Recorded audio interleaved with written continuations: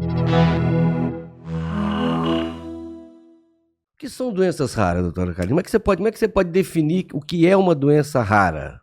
A definição de doença rara é aquela que acomete até 65 indivíduos para cada 100 mil pessoas, né? Isso é uma definição da Organização Mundial de Saúde, e que, se você pensar nesse número, parece pouco, 65 para 100 mil. Mas se a gente pensar de uma outra maneira, né, no Brasil, existem em torno de 13 a 15 milhões de pessoas com uma doença rara.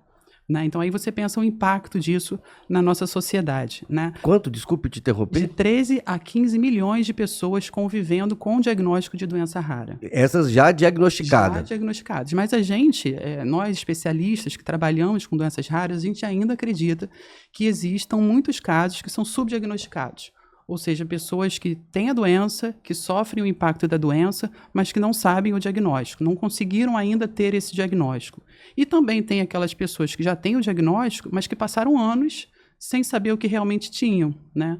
Então, por isso que é importante esse momento aqui para a gente conversar, para a gente poder mostrar essas doenças, falar que, apesar de elas serem raras, elas existem, né? E a gente tem que estar atento a elas, porque a gente pode, se a gente introduzir o tratamento e o acompanhamento no momento adequado, mudar a perspectiva desse paciente, melhorar a qualidade de vida dele.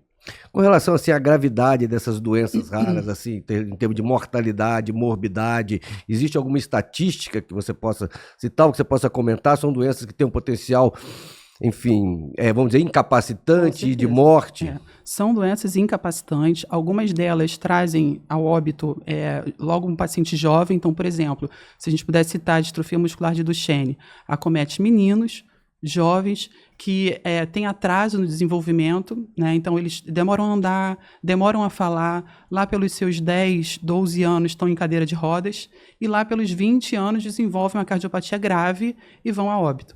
Né? E isso é uma realidade que está mudando, por isso que é importante a gente falar. Tem muitas políticas de saúde nesse sentido, desenvolvimento de pesquisas científicas para tratamento. Hoje já tem alguns tratamentos para essa doença, por exemplo. Então, citando essa, mas existem muitas outras que são incapacitantes e que podem levar ao óbito se não tratadas adequadamente. Especificamente na sua experiência, já que você trabalha e dirige um ambulatório de doenças raras no hospital de uma universidade do Rio de Janeiro, da Unirio, não é isso? Isso. Então, assim, quais dessas doenças raras, quais seriam as mais comuns aqui no nosso meio que você se depara? Isso. Então, lá no meu ambulatório, tem muitos pacientes com esclerose lateral amiotrófica, né?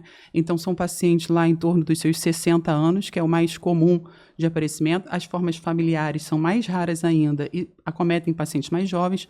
Mas falando de um paciente com 60 anos que está ativo, né, que às vezes é o provedor da família, né, e de repente ele tem esse diagnóstico e ele acaba em 3 a 5 anos evoluindo para o óbito. Né? Então, essa é a principal doença, mas lá eu atendo também pacientes com atrofia muscular espinhal, e aí são crianças. Né?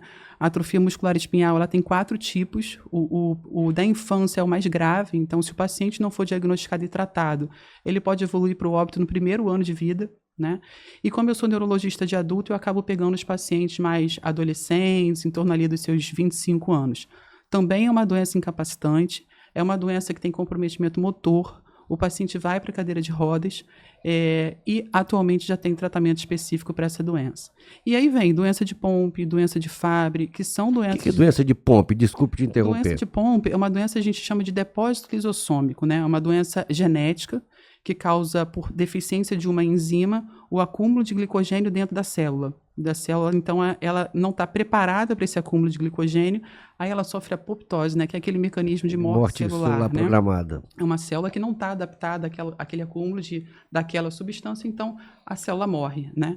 E isso acontece no músculo esquelético, no músculo cardíaco. Então, o paciente pode ir para a cadeira de rodas, ele pode ter uma cardiopatia grave, principalmente na infância, e também tem tratamento específico no momento. Tá? Existem políticas públicas hoje direcionadas ao diagnóstico, ao tratamento, ao suporte das pessoas vítimas de doenças raras? Esse tema é muito importante porque a gente vê que são pessoas que sofrem, né, com incapacidades e que precisam ter o olhar, né, para essas doenças. Desde 2014, tem uma portaria, né, a portaria 199, que ela fala sobre a política nacional de atenção ao paciente com doença rara. Então, através dessa portaria, o que essa portaria valoriza, né? É a formação de centros de referência. Então, existem atualmente centros de referências voltados para pacientes com doenças raras, onde você encontra o especialista capacitado para fazer o diagnóstico, capacitado para instituir o tratamento e fazer o acompanhamento desse paciente.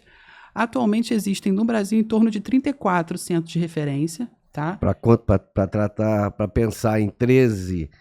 Isso, a 13 milhões de doentes, isso. acho que se não me engano foi o número que Exato, você pensou. 13 a 15 milhões. Há uma deficiência talvez Exatamente. ainda desse centro. Com né? certeza.